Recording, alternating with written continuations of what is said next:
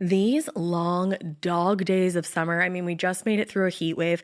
Mama was parched through this heat wave. I was hitting up Dunkin' every single day, and I will continue to probably for the rest of my days, but especially this summer. Dunkin' is helping everyone stay cool this summer with its lineup of refreshers.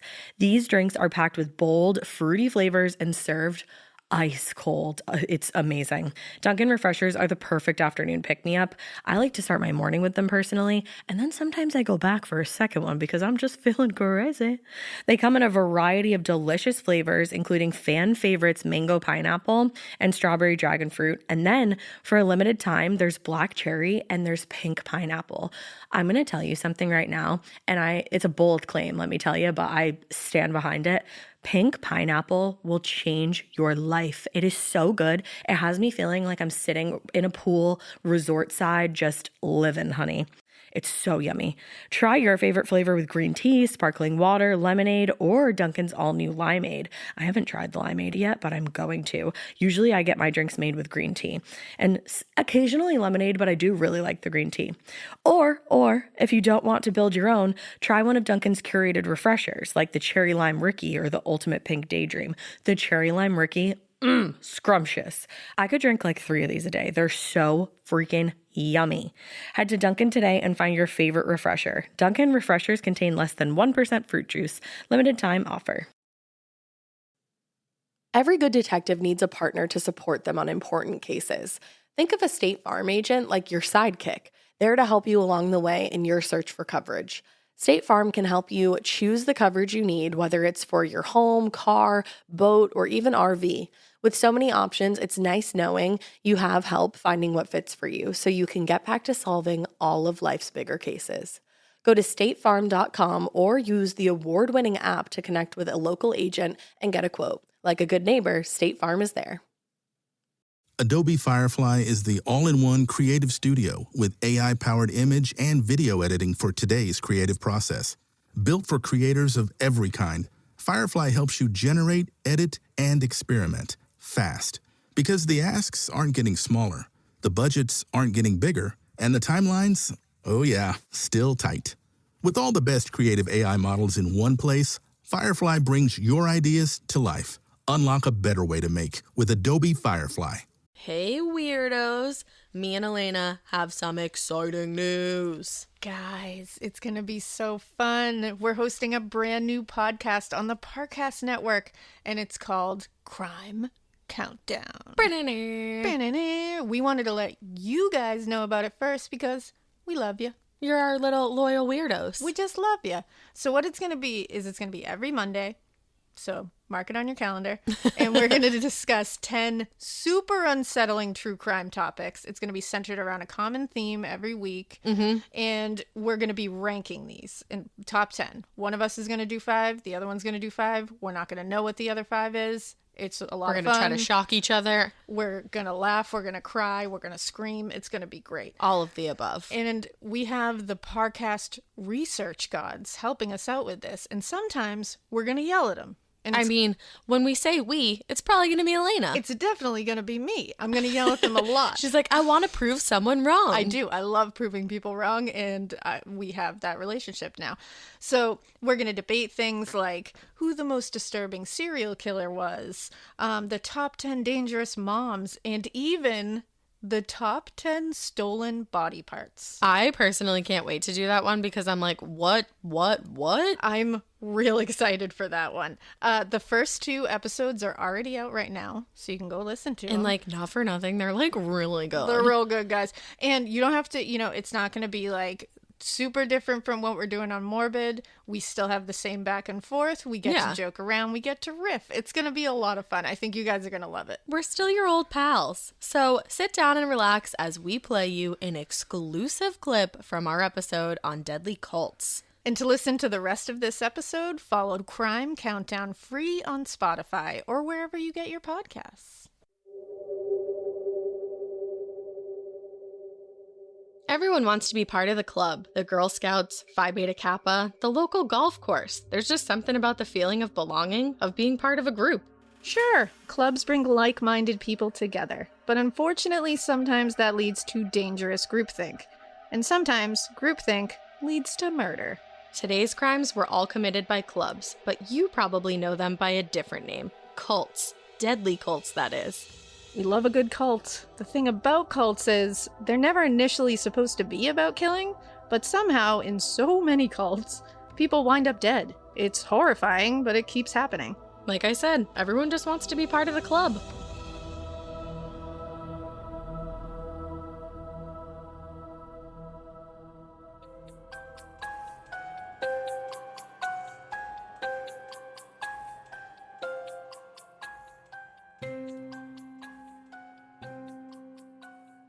Hey all you weirdos, welcome to the Parcast Original, Crime Countdown. I'm Ash. And I'm Alaina. Every week, we'll highlight 10 fascinating stories of history's most engaging and unsettling crimes, all picked by the Parcast research gods. And today's topic is the top 10 deadliest cults. Ooh, Ash, you were part of a cult once, weren't you, if I remember correctly? Not that I can remember. Are you sure? Weren't you a high school cheerleader, I remember? Okay, that does not count. I'm just saying. But for real though, what's your favorite cult? You know I love the Manson family. Yes. I would have hopped right on that bus. How could I forget? With flowers in your hair, you'd be on that van. Exactly. Would you go into a cult, do you think?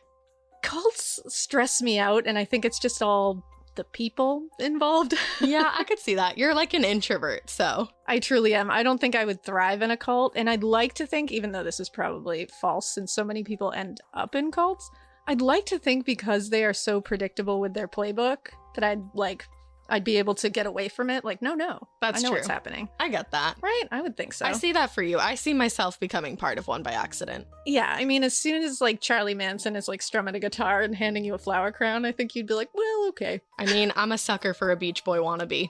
The only bummer is I feel like all these cults, the same message. It's like, it's the apocalypse, it's the end times, and that's just not fun for me. They love a good doomsday, these cults. They do. So, the fun part about this culty countdown, like always, is that we only know half of the countdown. So we're going to be learning half of the countdown right along with you. Let's start the countdown.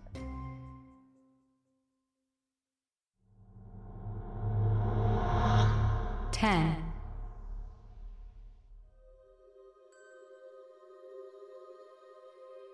I'll get us started with number 10, the Fall River Satanic Cult. Specifically, its member, Robin Murphy. In 1980, Murphy, along with a man named Carl Drew, brutally murdered Murphy's girlfriend, Karen Marsden, as part of a satanic killing. I've heard of this one.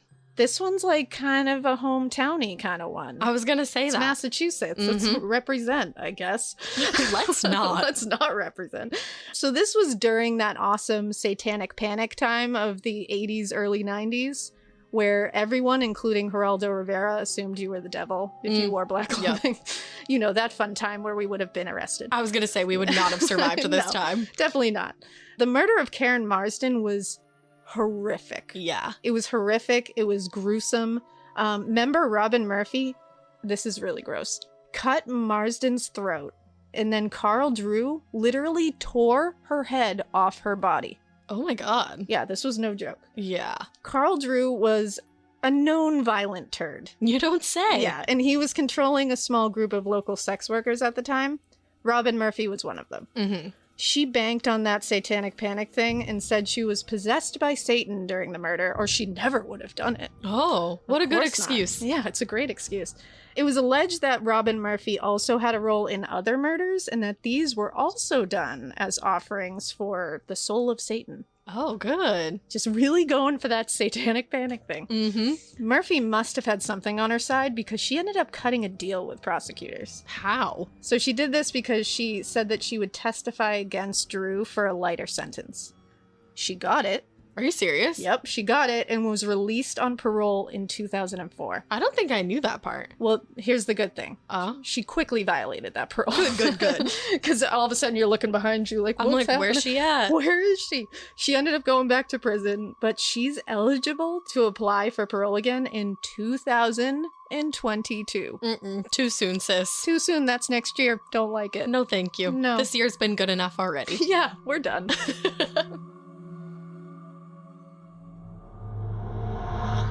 9. At number 9 is a cult that famously had a deadly exchange with the federal agents at their complex near Waco, Texas, the Branch Davidians. They were wild. For sure. Originally, federal law enforcement agents went to arrest the group's leader, David Koresh, which sparked a deadly shootout that turned into a 51-day standoff, and that ended on April 19th, 1993, when the members burned the building down. Not a good outcome. Not a good outcome at all. They were wildin' from start to finish. They had about 130 members that lived on a 77-acre compound. Jeez. Instead of starting a cult, they should have just used that acreage for something like a sick bocce ball tournament or something. Or just like a little or a huge petting zoo, actually. Yeah, that would have worked. Lots of picnics, just something pure. Exactly.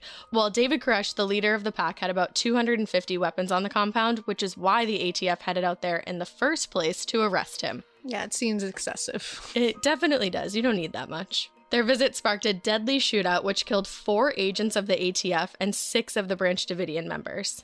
The shootout ended up turning into a 51-day standoff that finally came to an end on April 19th, 1993.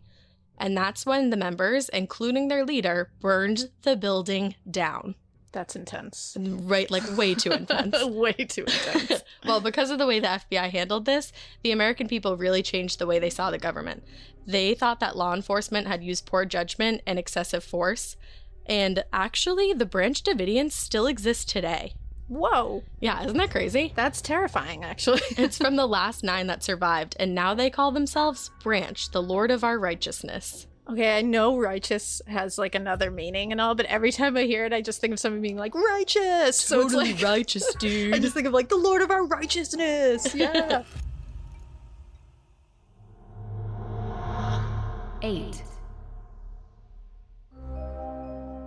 Number 8 on our list of deadly cults takes us back to 1989, when authorities found several bodies killed as human sacrifices on a ranch in the Mexican city of Matamoros, near the U.S. border. When they questioned suspects about an American victim, Mark Kilroy, they led police to Adolfo de Jesus Constanzo, the 26-year-old leader of the cult. Wow, that's young for a leader. I was gonna say, getting started real early. Like, okay. The other leader was Sarah Aldretti, who was a student at Texas Southmost College. She was known as, quote, the witch.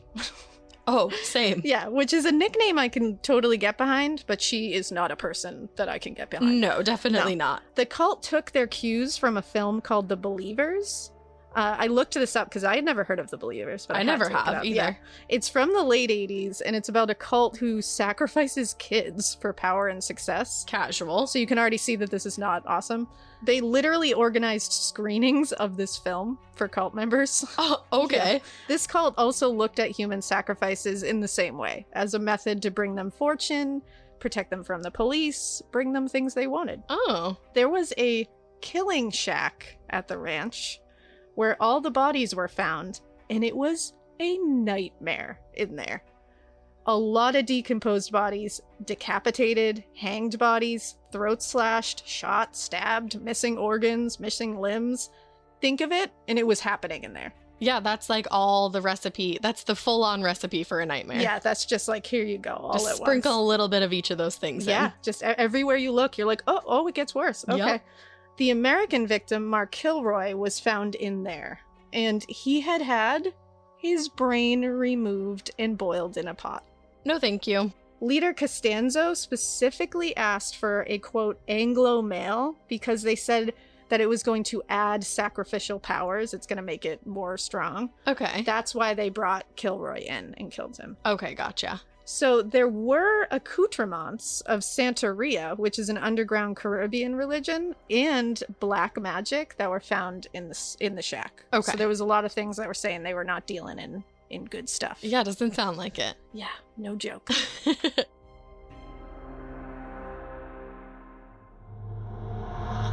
7. Well, at number 7 this week is the infamous Manson family, who in the summer of 1969 committed a series of brutal murders in Los Angeles. The murders were at the direction of Charles Manson, a wannabe singer-musician living in the desert with his, quote, family of devoted young women and men. For some reason, he always gets lumped in with serial killers. I know, he really does. He does. And he's not. He's just like a dirty little murderous rat. I know, I have to remember not to call him a serial killer in front of you so that you don't get so mad I at don't me. get angry. Well, this one happens to be my favorite true crime case.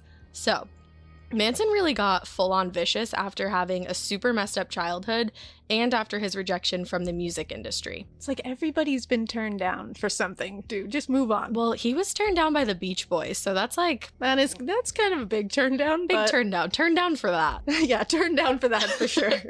Well, he would use the Manson girls to lure other men into the group until they formed this big family. The family was living at Spawn Ranch, which at 55 acres used to be a movie ranch where they would film westerns. They brought it way down. Yeah, as we all know, drug use was instrumental in Charlie Manson's control over this group. Belladonna is a hell of a drug. Seriously, don't recommend. Don't 10 out of do 10, do not. So as everybody was tripping, Manson would preach about Helter Skelter, which is what he said was going to basically be the start of a race war. Imagine just being like, hey everybody, so this Beatles song feels like it's telling me to murder a bunch of people and start a race war around everybody, and then the world's gonna end and we're gonna be the only ones living. Like, are you guys in? And then imagine everybody being like, hell yeah, let's get it. And just imagine people being like, I don't question that at all. Absolutely. That's a cult. That's when you know you're in a cult. Yeah.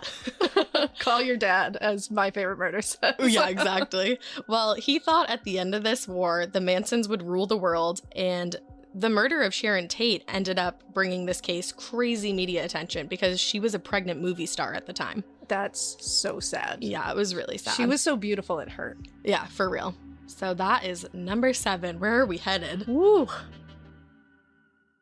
Everyone's talking about protein lately, but how do you actually get enough of it? Muscle Milk. Muscle Milk has a great tasting new formula with no artificial sweeteners, flavors, or added colors. It's high quality, complete protein designed to support healthy muscles with fewer ingredients than the previous formula and 26 to 42 grams of protein. For when you're stuck in meetings or need a post-workout recovery. Available in chocolate, vanilla cream, cookies and cream, and strawberries and cream. Try the new great tasting Muscle Milk today. Available in stores nationwide. Muscle Milk. Protein for all.